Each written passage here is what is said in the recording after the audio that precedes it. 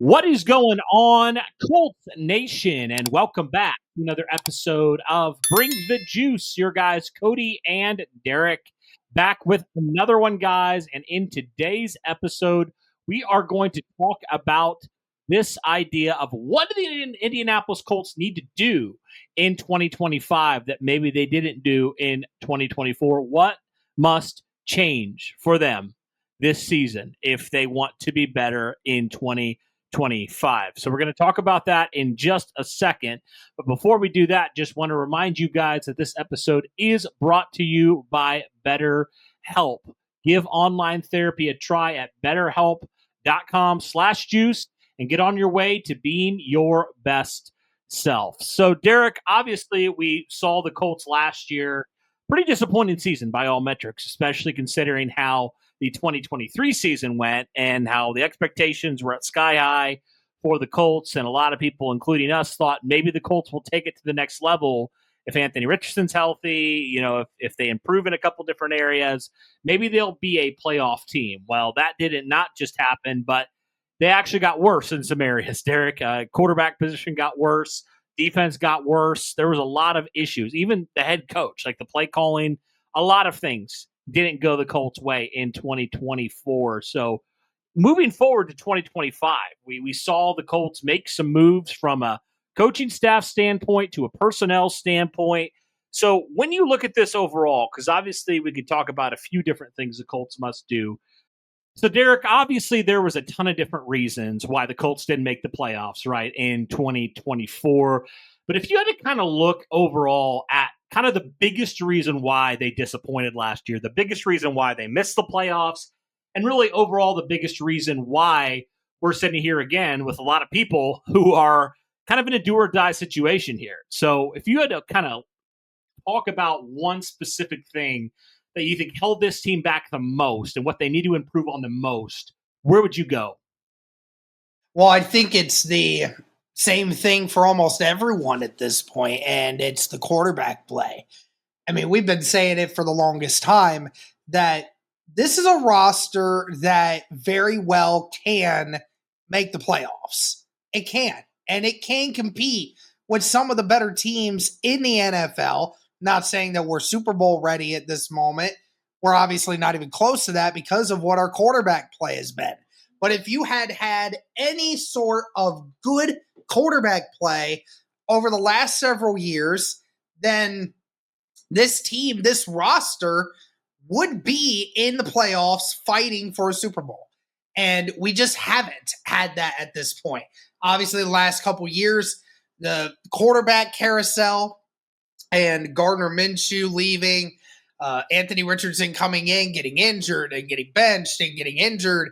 And Joe Flacco obviously was not the answer to that. So, of course, we're just waiting for some kind of consistency at quarterback right now.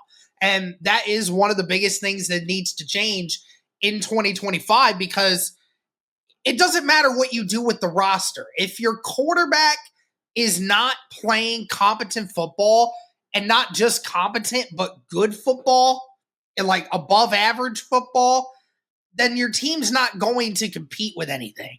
You're not going to really do anything. There's been very few times in the history of the NFL where a quarterback has been bad and the roster was able to, catapult them still to the highest ranking, right?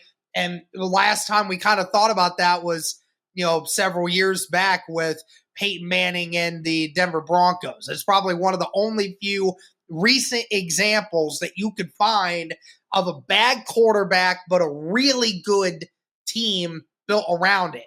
It's just not capable of being done now. It's not enough. And it very rarely will happen in today's league just because of how much it's changed over the years. So you need Anthony Richardson or Daniel Jones to come in and just be average. Just be average. Be above average slightly. Even at that point, you would be in a contention to be in the playoffs, at least contending for a Super Bowl. If not, then you're going to have a repeat of 2024.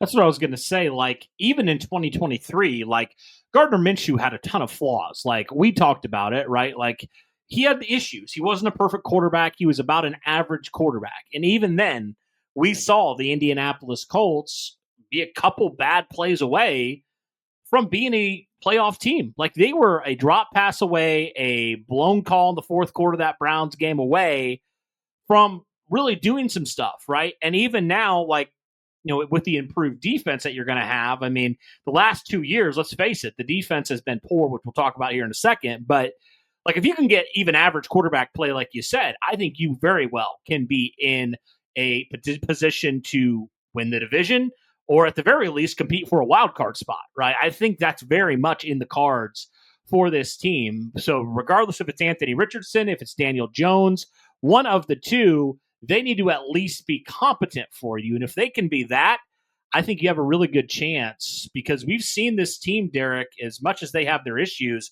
we've seen this team go into Baltimore and win. We've seen this team actually beat good teams in the past in the last couple of years. And obviously we've seen some really bad losses as well, right? So if you can get even just a stable force at quarterback, right, even a quarterback that can be a game manager, that's an upgrade from what you've had. So that's definitely a huge thing. I think that's why you see, teams like Kansas City Chiefs, year in and year out. I know Mahomes wasn't great last year, but some of these teams that maybe they don't have the most complete rosters, but they have the quarterback that it doesn't really matter who you throw out there as much, because your quarterback can make up for it. I mean, we even saw that with Peyton Manning, right? Like, you had to let some guys go. You didn't pay all these guys. Eventually, you had to let guys go. And Peyton Manning was so good that he could elevate the guys around him. So you need quarterbacks like that. And if you have the quarterback, you can build Super Bowl winning rosters really wherever. So, yeah, absolutely quarterback. It's the most important position in football, arguably in sports. And if you don't have the quarterback position right, then you're just kind of going to be in this weird spot where the Colts have found themselves for close up to a decade now. It's crazy. So, yeah, quarterback play definitely is the biggest thing with this team. Even if it's average, that's a major step up from where it was a year ago. So that's definitely the biggest thing the Colts need to do here in 2025. I mentioned the defense, so let's just hop right into the defense as well, Derek, because we all know how bad the defense was a year ago for the Indianapolis Colts with Gus Bradley. And, it's weird because Gus Bradley, his first year with the Indianapolis Colts, we remember 2022, just an absolutely forgettable season by all metrics. But the defense actually was semi-decent that year. Like, it was actually the high point of the entire team. The offense was awful.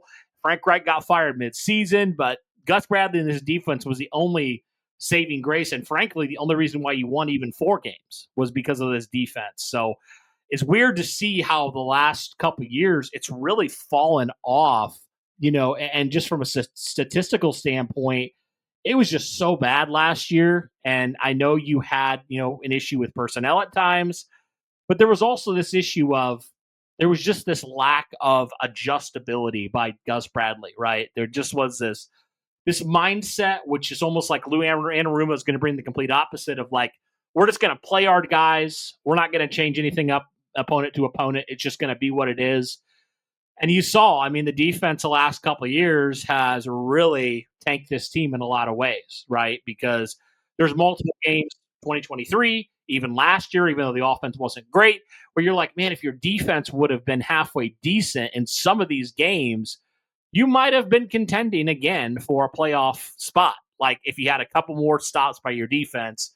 So talk to me about the defense and now bringing in Lou Anarumo and what you believe the Colts have to do from what they didn't do in 2024. What's up, BTJ Nation? This episode is sponsored by BetterHelp. Guys, it's a struggle out here in today's world. Men face a lot of immense pressure. We have to perform, you have to provide, keep everything together. So it's no wonder that 6 million men in the U.S. suffer from depression every single year. And a lot of times it's not even really diagnosed. A lot of times it just gets swept under the rug, or, we just don't talk about it. I've never had therapy personally, but, you being able to talk to someone is such a big deal. It's good to be able to have that coping ability and learn those skills and learn the boundaries so that you can understand what you're going through and how to deal with it more efficiently. It just empowers you to be the best version of yourself. Because believe me, holding in all that stuff that you're going through, it really can eat up in you. And it really just is not a good thing to be able to handle by yourself. So join the over 35,000 therapists BetterHelp offers and provides, helping with the world's largest online therapy platform. And they've served over 5 million people globally, guys. So this is certainly not something that is just small. BetterHelp is a big deal. They have the largest online therapy provider in the world. As I said, BetterHelp can provide access to mental health professionals with a diverse variety of expertise, guys. You guys got to talk it out with BetterHelp. Our listeners get 10% off their first month at betterhelp.com/juice. That's BetterHelp, HELP.com/juice.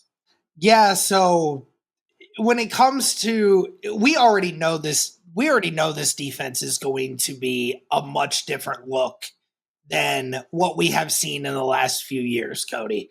We know that because of just the amount of changes that has happened, right? So this is one of those where it's like, we know that on paper they have done all the changes that are necessary. Now, hopefully we see a difference in the result, right? That's ultimately what this is about, because you got a new DC who is widely respected around the league, is one of the most adaptable guys in the league. And you brought in some veteran, all-pro level players at safety and corner. So you are really adding into this. And it's been one of the more aggressive approaches that we have seen Chris Ballard take since being the GM here. And you're hoping that it results in when the Colts are up big and no lead is ever safe when it comes to our defense.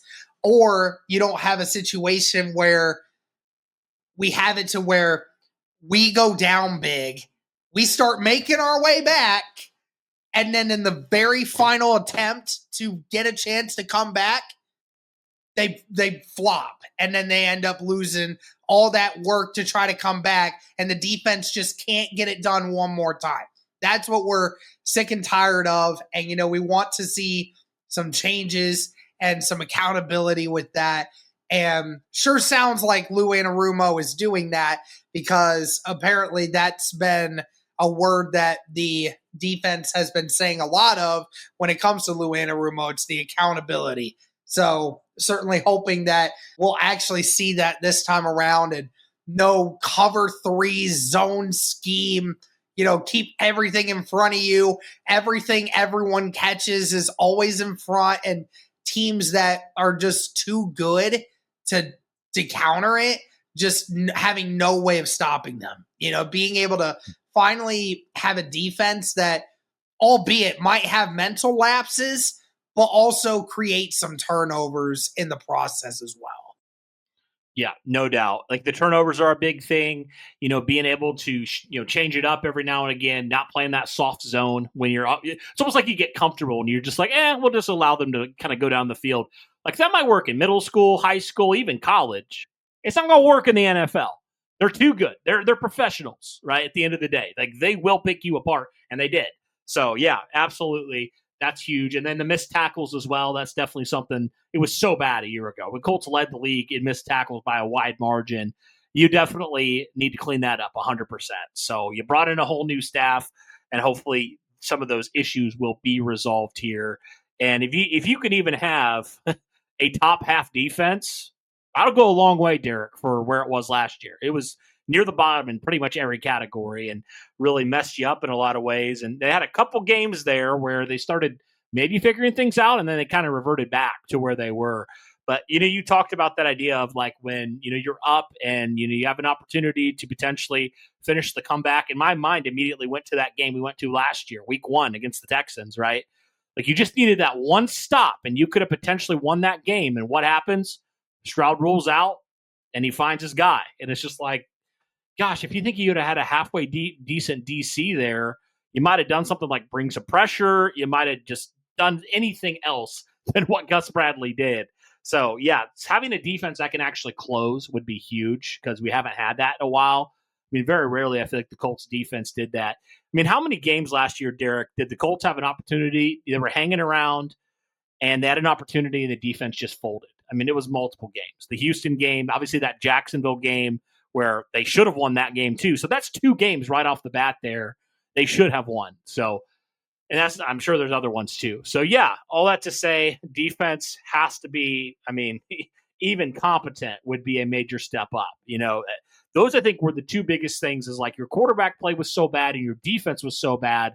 Everything else was okay, but those 2 things were just so poor that it just tanked everything else and nothing else really mattered. I think one thing specifically on the defense that needs to be better overall is just the defensive line play. That's going to be the number one thing because, last year, your leading sack leader had 8 sacks last year, Cody. That's not going to get the job done.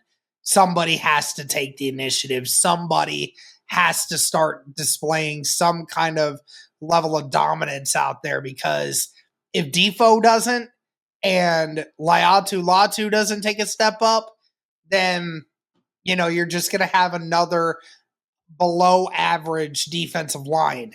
Now, obviously with the additions of Charvarius Ward and the addition of Cameron Bynum, having those veteran players in the secondary and with Lou Anarumo being the defensive coordinator and not only being more aggressive, but also changing the way that they do defense, it will hopefully allow your defensive linemen to have some more opportunities to take some more chances at the quarterback.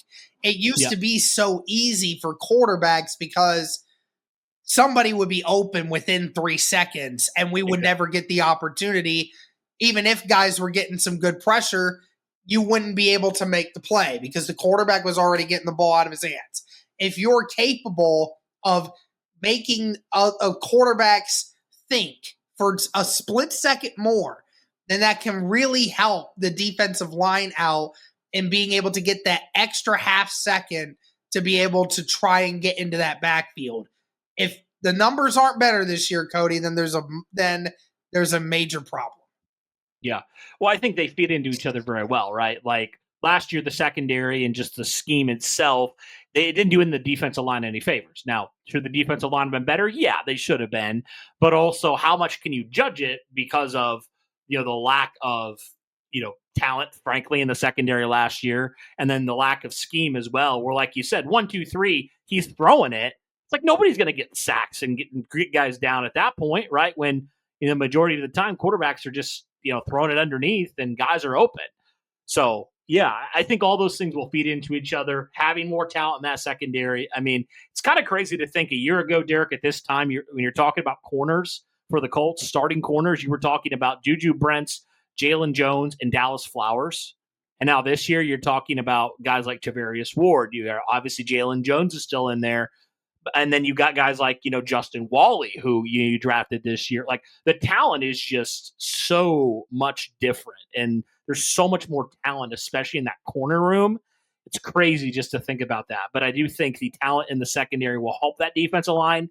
But in turn, the defensive line, like you said, you got to get consistent pressure to help out that secondary. And if they can do that, I think this defense will definitely take a step forward. But they got to all work together in those ways, and we'll see if they can. And a guy that you mentioned and I talked about as well with my bold prediction is you need Latu to come through. You need him to have a breakout year 2. You need him to. You need him to come in and prove that he was worth the first defensive player taken in that 2024 draft. So we'll have to see, though. There's a lot of things riding on this defense, and we'll have to see if it all comes together. All right. Anything else, Derek? Any other things you think the Colts need to do better here in 2025? We mentioned the offense with quarterback play. I think I would throw in play calling as well. Like Shane Steichen's got to help out his quarterback better last year. I don't think we talk about it enough. But frankly, Derek, Shane Steichen was not good at play calling a year ago. It just wasn't. It was poor. Yeah, especially early. I think it got much better at the end of the year, Cody, when, the whole after the whole benching thing happened and, Anthony Richardson finally came back and started starting again. We started seeing, Shane Steichen actually calling the game in the way that helped Anthony Richardson. We obviously we don't want him to run a lot because we don't want him to, end up getting hurt again. But it is one aspect of his game that is super helpful to him, not only from the fact that he has athletic traits that just not many guys do have, but in a weird way, just allowing him to be able to run kind of settles him down a little bit and allows him to get a feel for the game when he goes out there. So you kind of have to utilize that. And early in the year, you're right. Like it was mainly just passing. There was no rushing attempts early for Anthony Richardson, very rarely. And it felt like he was constricted to the pocket. And we're like, why are we doing this to him? Why are we making this guy who is an athletic unit just strictly a pocket passer at this point? Right. Like, it's not good for him. It's not good for the stability of the offense. So, obviously some things need to change there. Obviously, if just Steichen just does a lot of what he did in the second half of the season, where he had a few run plays drew up every once in a while for Anthony Richardson, and you have more of these rollouts, these play actions, then it would help Anthony Richardson out so much more if he's the starting quarterback. Yeah, whoever the quarterback is, I definitely think the play calling would help. I mean, it certainly will help also to have a reliable tight end. That was definitely a big thing. I mean, tight end was so bad a year ago for this team for a lot of different reasons. So to have a true number one guy in there will certainly help. So, yeah, some personnel definitely for the offense and defense will help, but schematically and play calling wise, that definitely has to contribute as well. And if all those things come together, I think you'll see some improved things from your quarterback and from your defense. So we'll have to see, though. But yeah, guys, let us know anything else that you think the Colts need to do better in 2025 than what they did this past season. But that'll do it for this one, guys. Thank you so much for tuning in. We greatly appreciate it. Even though it is kind of the boring part of the off season, we do appreciate everybody who sticks around and hangs out with us. And guys, training camp's coming up here at the end of July. So we're slowly chugging along here. We'll get there eventually, but let us know your guys' thoughts in the comments down below. That'll do it for this one, guys. Thanks so much. And as always, go Colts.